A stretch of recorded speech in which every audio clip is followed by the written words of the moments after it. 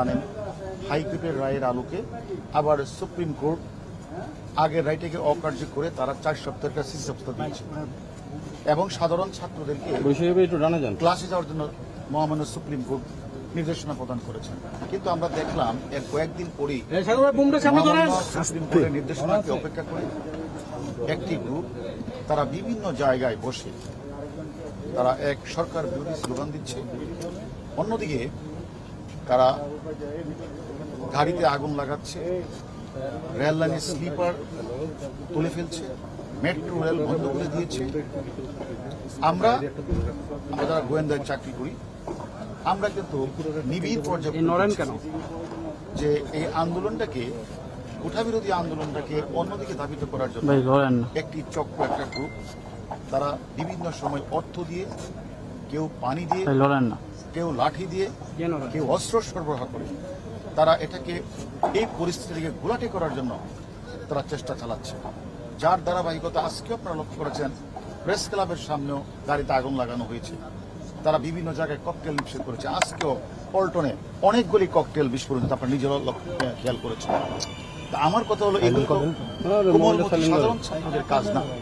এবং আজকে আপনারা লক্ষ্য করেছেন স্বাধীনতা বিরোধী কয়েকটি ছাত্র সংগঠন তারা আজকে বিভিন্ন জায়গাগুলিতে তারা আজকে কিন্তু মিছিল সমাবেশ করেছে। তাহলে এখানে কোঠাবিরোধী আন্দোলন চলছে, মহামান্য হাইকোর্ট একটা নির্দেশনা প্রদান করেছে 7 তারিখ তার রায় হবে, সেখানে এটাকে অপেক্ষা করে কে বা কারা এটাকে মানে ভিন্ন খাতে প্রভাবিত করার যে একটা অপচেষ্টা, তার ধারাবাহিকতা আজকে আমরা এই অফিসে এসেছি। এখানে এসে আপনারা নিজেরা দেখেছেন প্রায় 100-র উপরে আমরা ককটেল পেয়েছি, সেখানে পেট্রোল 5-6 বোতল পেট্রোল আমরা পেয়েছি, তারপরে 500 লাঠিসোঁটা 2-3টা রুমে ছিল, 500 লাঠিসোঁটা ছিল, 60টা দেশি বিদেশি অস্ত্র ছিল। এবং আমরা মানে ছাত্রদল এবং তার অঙ্গ সংগঠনে আমরা প্রায় 7 জনকে আমরা গ্রেপ্তার করছি। এর মধ্যে একজন হলো, তারা অনেকে দৌড়ে পালিয়ে গেছে, তার মধ্যে একজন ছাত্র দলের সাবেক সভাপতি শ্রাবণও রয়েছে। আমাদের কথা হলো আমরা যাদেরকে গ্রেপ্তার করি তাদেরও জিজ্ঞাসাবাদ করব তারা কেন, কি উদ্দেশ্যে, কারা এই অফিসগুলিতে লাঠিসোঁটা থেকে বিভিন্ন অস্ত্র তারা রেখেছে। এক দ্বিতীয়ত হলো আমরা এটাও দেখেছি একটি গ্রুপ যেমন অর্থ দিয়ে বিনিয়োগ করছে, অস্ত্র দিয়ে সরবরাহ করছে, আবার তারা গুজব ছড়িয়ে বিভিন্ন পরিবেশটাকে বিভিন্ন দিকে মানে ঘুরিয়ে নেওয়ার চেষ্টা করছে। তাই আমরা বিনীত অনুরোধ করব, যারা এই গুজব ছড়াচ্ছে, যারা এই ধরনের অর্থ বিনিয়োগ করছে, যারা এখানে বিভিন্ন লাঠিসোঁটা সরবরাহ করছে, অস্ত্র সরবরাহ করছে, আমরা মনে করি অতীতেও যারা এই অপরাজনীতি বা ষড়যন্ত্র রাজনীতি করছে তাদেরকে আমরা ছাড় দিইনি।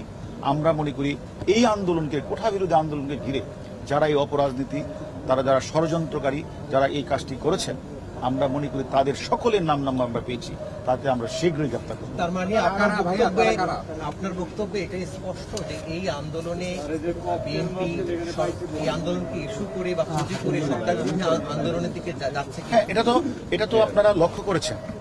আজকে কয়েকটি অঙ্গ সংগঠন যাদের নাম আপনারা বললেন, তারা কিন্তু আজকে বিভিন্ন জায়গাগুলিতে তারা কিন্তু মিছিল মিটিং করেছে এবং প্রেস ক্লাবের সামনে আগুন লাগিয়েছে। সেটা কি কোমলমতি ছাত্র এসেছে?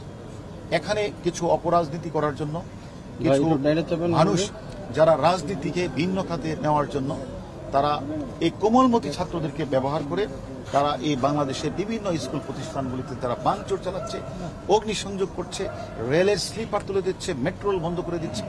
এগুলি আসলে আমাদের গোয়েন্দা তৎপরতা ছিল বলে আমরা সেই খোঁজখবরগুলি রাখছি এবং আমরা সকলের নাম্বার পেয়েছি যারা গুজব ছড়াবে, যারা অর্থ বিনিয়োগ করে যারা আন্দোলনকে ভিন্ন খাতে ধাবিত করার চেষ্টা করবে, যারা লাঠি অস্ত্র সরবরাহ করে, প্রত্যেকেরই নাম্বার পেয়েছে। আমরা মনে করি আমাদের ডিবির 24 টিম এবং ঢাকা মেট্রোপলিটন অন্যান্য টিম তারা বিভিন্ন জায়গাগুলোতে কাজ করছে এবং আমরা মনে করি তাদের শীঘ্রই আমরা গ্রেপ্তার করব। অর্থ বিনিয়োগ করছে কারা, ওরা আমরা তদন্ত করছি। আমাদের কাছে খবর, এটা আমরা এখনই তদন্ত সত্যি বলবো না, আমরা তাদেরকে শীঘ্রই গ্রেপ্তার করব। আমরা শুনছিলাম যে লন্ডন থেকে একজন নেতা, তিনি আমরা সবকিছু আমরা তো আরো জানাবো।